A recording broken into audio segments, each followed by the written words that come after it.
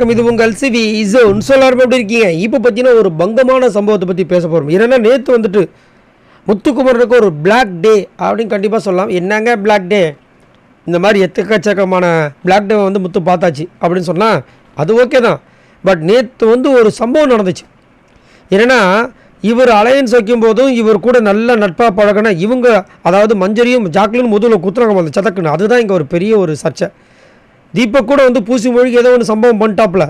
என்னென்னா நேற்று வந்துட்டு ஒரு பெரிய ஒரு அக்யூசேஷனை விஜய் சேதுபதி முத்துக்குமரன் மேலே வைக்கிறார். என்ன வைக்கிறாருன்னா, அது எப்படி நம்ம பவித்ரா வந்து எடுத்து போட்டதை எடுத்து நீங்கள் ஓட்டுவீங்க, நீங்கள் என்ன பிக் பாஸா அப்படின்னு கேட்குறாரு. அதுக்கு வந்துட்டு என்னோடய கேள்வி என்னென்னா, நீங்கள் என்ன பிக் பாஸாக கேட்டது கரெக்டு, ஆனால் பிக் பாஸை எங்கே சொல்லலையா? அப்போ நீங்கள் என்ன பிக் பாஸா? நீங்களும் ஹோஸ்ட் தானே. நீங்கள் எங்கள் கேள்வி கேட்குறீங்க, நீங்கள் ஹோஸ்ட்டுன்றதெல்லாம் கேட்குறீங்க. அவர் கண்டஸ்டன்ட் மாதிரி பண்ணார். ஆனால் ரெண்டு பேரும் பண்ணது தப்பாக கரெக்டான்றதை சொல்ல வேண்டியது யார்? பிக் பாஸ் தான்.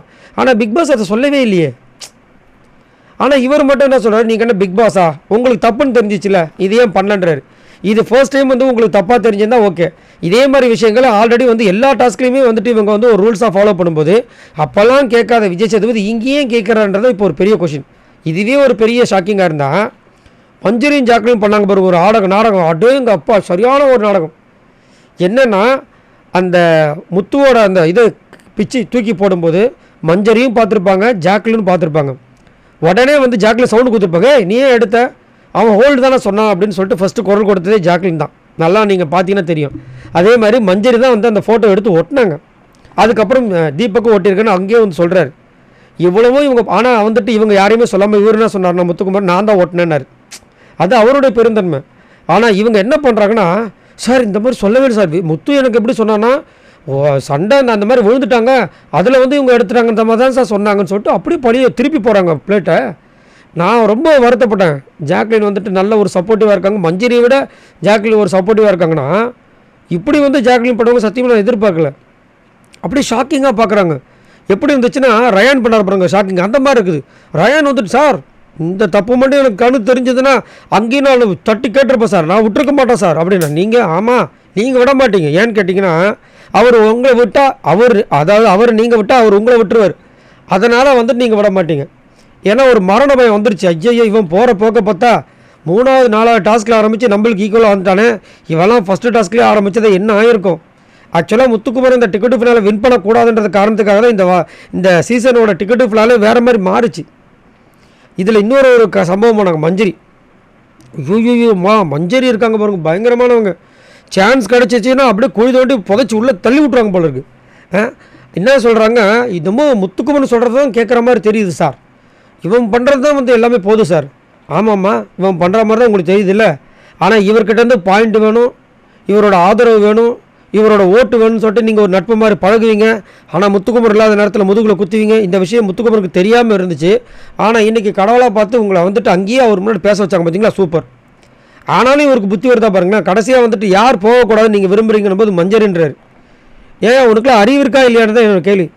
இவ்வளோ தூரம் முன்னாடி வந்துட்டு ஜாக்லினும் மஞ்சரியும் மாறி மாறி உன்னை திரும்ப குத்திட்டு இருக்காங்களே, திரும்ப அவங்க மேலே ஏன் இந்த மாதிரி அன்பை வச்சிட்ருக்க அப்படின்னு. நான் இவங்களுக்காக விளாட்ல, வெளியில் இருக்கிற மக்களுக்காக விளாட்றன்ற மாதிரி அவர் குரல். என்னை கேட்டிங்கன்னா சூப்பரான ஒரு ஒரு கேமை கொடுக்குறாரு. அது மாட்டுக்கிறது கிடையாது. ஏன்னா இவர் எத்தனை பேர் எடுத்தாலும் பாருங்கள், அவங்கக்கிட்ட இது வரைக்கும் பேசாமலாம் இருந்ததால இல்லை. இன்றைக்கி காலையில் கூட அவங்களுக்கும் முத்துக்கும் சௌந்தர்யாவுக்கும் சண்டை வந்துச்சு. சௌந்தர்யா பண்ணது மிகப்பெரிய தப்பு. அவங்க கிச்சன் இன்சார்ஜாக என்னத்தை பண்ணாங்கன்னு தெரியல. ஆனால் இவர் நான் சாப்பிட மாட்டேன் சொன்னபோது நானும் சாப்பிட மாட்டேன் சொன்னதுக்கப்புறமா சரி நான் சாப்பிட்றேன்னாரு. முதல்ல அதுதான் முடிவு. இதை வந்து ஒரு சிவியராக எடுத்துகிட்டு போகணும்னு நினச்சாரு. நானும் சாப்பிட மாட்டேன் அப்படின்னு சௌந்தர்யா சொன்னோடனே சரி நான் சாப்பிட்றேன்னு முடிச்சார். அவ்வளோதான். அவருக்கு என்னென்னா தப்பை சுட்டியும் காட்டணும். நான் அன்றைக்கே உங்களுக்கு சொன்னேன், நீங்கள் கேட்டிருந்த பிரச்சனை வரக்கூடாது, வந்திருக்காது இல்லைன்றதை அங்கே காமிக்கணும். அதை காமிச்சிட்டாரு, அது உங்களுக்கு போயிட்டார். ஆனாலும் நான் வந்துட்டு வெரி டிசப்பாயின்மெண்ட். என்னென்னா மஞ்சரியும் ஜாக்லினும் இந்த மாதிரி ஒரு விஷயத்தை பண்ணுவாங்க சத்தியமாக நான் எதிர்பார்க்கவே இல்லை. நீங்கள் எதிர்பார்த்தீங்களான்றதை மறக்காம கமெண்ட்ஸ் பண்ணுங்கள். உங்களுக்கு எப்படி இருந்துச்சு? முத்துக்குமரன் நாங்கள் தப்பு பண்ணிட்டார், நாங்கள் தப்பு பண்ணணும்னு சொல்லவே இல்லை. ஆனால் இதை விட அதிகப்படியான தப்பு பண்ணவங்க எல்லாருமே இருக்காங்க. இதில் இன்னொரு காமெடி என்னென்னா, இன்னமும் டிக்கெட்டு ஃபினாலே முத்துக்குமரன் மட்டும்தான் விளையாண்ட மாதிரி வந்து எல்லோரும் குறை சொல்கிறாங்க பாரு. அதான் கொடுமையாக இருக்குது. ஏன் மற்ற 9 பேர் என்ன பண்ணிட்டு இருந்தாங்க? களை பறித்தார்களா, நாட்டு நட்டார்களா, இல்லை மஞ்சள் அரைத்து கொண்டு இருந்தார்களா? அவங்களும் டிக்கெட்டு ஃபினாலே தானே வின் பண்ணியிருந்தாங்க, விளையாண்டுட்டு இருந்தாங்க. அதை விட டிக்கெட்டு ஃபினாலேன்னு வின்னர்னு மாதிரி ஒரு போர்வையை போத்திக்கிட்டு நேற்று ஒருத்தர் அட்டகாசம் பண்ண இருப்பாங்க ரயான், அவர் இன்னும் ஒரு தப்புமே பண்ணலையா? அந்த அளவுக்கு வந்து புத்தர் மாதிரி விளாண்டாரு. ஐயோ ராமா. சரி, நீங்கள் உங்களோட கருத்தை சொல்லுங்கள். உங்களுக்கு என்ன தோணுச்சு? மறக்காமல் கமெண்ட்ஸ் பண்ணுங்கள். பாய் நண்பர்களே.